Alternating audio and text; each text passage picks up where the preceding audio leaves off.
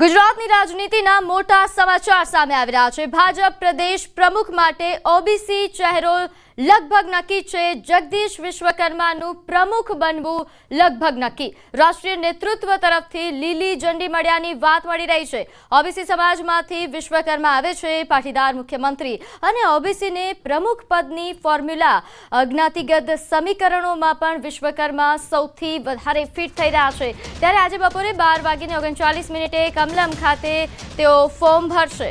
તો વર્તમાન સરકારમાં સહકાર મંત્રી, રાજ્યકક્ષાના મંત્રી, પ્રોટોકોલ મંત્રી એવા જગદીશ વિશ્વકર્મા કે જેઓ નવા પ્રદેશ પ્રમુખ બને તેવી સંભાવનાઓ હાલ વ્યક્ત થઈ રહી છે અને આ સંભાવનાઓ પૂરેપૂરી છે, કારણ કે ફક્ત એક જ ઉમેદવાર જગદીશ વિશ્વકર્માનું નામ જ બહાર આવી રહ્યું છે। ટૂંક સમયમાં જ તેઓ કમલમ ખાતે ફોર્મ ભરવા આવે તેવી પૂરેપૂરી શક્યતા છે। 10 ટેકેદારો સાથે તેઓ કમલમ ફોર્મ ભરવા આવશે।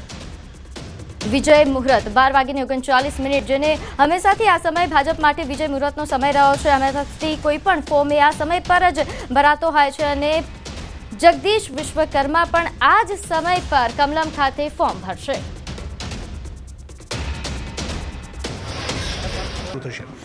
ભારતીય જનતા પાર્ટી પોતે લોકશાહીની અંદર માનતી હોવાને કારણે પાર્ટીમાં આંતરિક લોકતંત્ર પણ અમારે ત્યાં મજબૂત હોય છે અને એટલા જ માટે પાર્ટીના બધા જ કાર્યકર્તા આગેવાનોને તક આપવામાં આવતી હોય છે અને એટલા જ માટે અમારા ચૂંટણી અધિકારી ઉદયભાઈએ ગઈકાલે પ્રેસ કોન્ફરન્સ કરીને ચૂંટણીની જાહેરાત કરી અને ત્યારે જેમને પણ ફોર્મ ભરવું હોય 11 થી 2 આવીને ફોર્મ ભરી શકે છે। સાંજના એનું ફોર્મનું વેરિફિકેશન થશે અને આવતીકાલેની ચૂંટણી મતદાન થશે। એટલે સ્વાભાવિક રીતે અમારા માટે લોકશાહી પરંપરાને જ પાર્ટી મૂલ્યવાન માનતી હોય છે અને એ જ મૂલ્યોને આધારે પાર્ટી આગામી દિવસમાં લોકતાંત્રિક પાર્ટી છે અને અહીંયા કોઈ પણ ઉમેદવારી કરી શકે છે। ટૂંક સમયમાં જ ઉમેદવારી પત્ર ભરવા માટે જે કોઈને પણ રસ હશે તે આવશે અને ઉમેદવારી પત્ર પોતાનું ભરશે અને પરંતુ આ સમગ્ર ચૂંટણી પ્રક્રિયાને લઈને ભારતીય જનતા પાર્ટીના તમામ કાર્યકર્તાઓ ખૂબ ઉત્સાહિત છે અને એના લીધે કાર્યકર્તાઓમાં એક નવો ઉત્સાહ, નવો જોમ દેખાઈ રહ્યો। અમારો જે નિયમ છે, ડેમોક્રેટિક પ્રોસેસ છે, ફોર્મ ભરાશે, ચકાસણી થશે, મતદાન થશે ખરી એટલે પ્રક્રિયા થશે। નિર્વિરોધ હોય તો ના પણ થાય। ગઈકાલે ભારતીય જનતા પાર્ટી દ્વારા ચૂંટણીની આખી પ્રક્રિયા નક્કી કરવામાં આવી છે। આજે ફોર્મ ભરાવાથી શરૂ કરીને ફોર્મ પરત ખેંચવા સુધીની પ્રક્રિયા પૂર્ણ થાય એ પછી જ બાકીની આગળની વિધિ અને આવતીકાલે એની જાહેરાત થશે। કોણ કોણ ફોર્મ ભરશે, કોને કોને આ પ્રકારના ફોર્મ ભરવા માટેનું અહીંથી પાર્ટી દ્વારા કહેવામાં આવ્યું છે? નથી, પાર્ટી દ્વારા કોઈને કહ્યું નથી। ફોર્મ ભરાશે અને એના આધારે।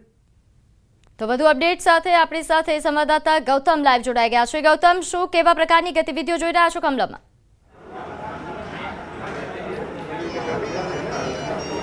જી બિલકુલ, 11 વાગે આ ફોર્મ ભરવાની પ્રક્રિયાની શરૂઆત થઈ ચૂકી છે અને અત્યાર સુધીમાં કોઈ ફોર્મ નથી ભર્યું, આ પ્રકારની વાત સામે આવી રહી છે। મહત્વનું એ છે કે ભારતીય જનતા પાર્ટીના મોટા નેતાઓ જે છે તે એક બાદ એક કમલમ પહોંચી રહ્યા છે।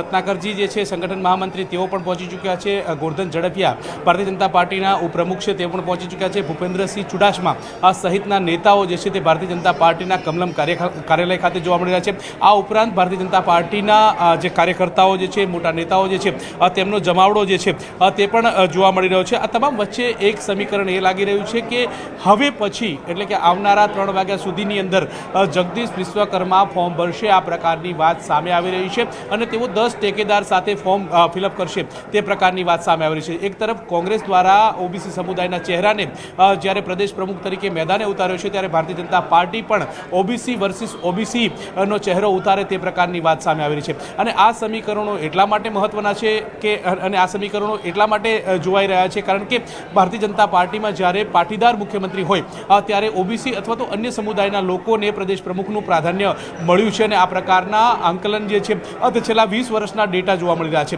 કારણ કે 20 વર્ષની વાત કરીએ તો 20 વર્ષથી આ પ્રક્રિયાનું સિલેક્શન થતું આવ્યું છે। ચાહે આરસી ફળદુ હોય, ત્યારબાદ જીતુ વાઘાણી હોય કે CR પાટીલ હોય, આ તમામ લોકોનું સિલેક્શન પ્રક્રિયાથી તેમને પ્રદેશ પ્રમુખ તરીકેની જવાબદારી મળી છે। પરંતુ આજે એટલે કે આ પ્રક્રિયા જે છે સંગઠન પર્વની અંતર્ગતની વાત કરીએ તો તેમાં તેમનું જે કહી શકાય કે ચૂંટણી પ્રક્રિયાથી આ સિલેક્શન જે છે તે થવાનું છે અને આ પ્રકારની વાત સામે આવી રહી છે. તેમાં ભારતીય જનતા પાર્ટી ઓબીસી ચહેરા એવા જગદીશ વિશ્વકર્માને મેદાને ઉતારે તેવું લાગી રહ્યું છે. શા માટે જગદીશ વિશ્વકર્મા? તો તે અંતર્ગતની વાત કરીએ તો જગદીશ વિશ્વકર્મા અગાઉ અમદાવાદ શહેર ભારતીય જનતા પાર્ટીના પ્રમુખ રહી ચૂક્યા છે. 6 વર્ષ સુધીનો તેમનો શહેર પ્રમુખ તરીકેનો કાર્યકાળ રહ્યો છે. ધારાસભ્ય નિકોલ વિધાનસભામાંથી આવે છે. સ્પષ્ટ છબી ધરાવતું તેમનું નેતૃત્વ જોવા મળ્યું છે અને તેમના કાર્યકાળની અંદર અમદાવાદની સ્થાનિક સ્વરાજ્યની ચૂંટણીમાં મહાનગરપાલિકાની ચૂંટણીમાં રેકોર્ડ બ્રેક પરિણામ જે છે તે પણ પ્રાપ્ત થયું હતું અને તે પ્રકારની વાત સામે આવી રહી છે અને તેના કારણે પણ તેમની આશંકા જે છે તે વ્યક્ત કરવામાં આવી છે. આ ઉપરાંત તેમને મોવડી મંડળ દ્વારા પણ ફોન કરવામાં આવ્યો હોય તે પ્રકારની પણ આશંકા અહીં સ્થાનિક લોકોમાં ચર્ચાઈ રહી છે. સ્થાનિક લોકો દ્વારા કહેવામાં આવી રહ્યું છે. આ તમામ બાબતો જોવામાં આવી રહી છે. અત્યારે હાલ સહકાર મંત્રી તરીકેની જવાબદારી જે છે ગૌતમ, અત્યાર સુધી તો ફક્ત જગદીશ વિશ્વકર્માના નામની ચર્ચાઓ થઈ છે કે તેઓ ઉમેદવારી ફોર્મ ભરશે. આ ઉપરાંત કોઈ નામની ચર્ચા થઈ રહી છે? કોઈ બીજું પણ ઉમેદવારી ફોર્મ ભરી શકે તેવા કોઈ સમાચાર?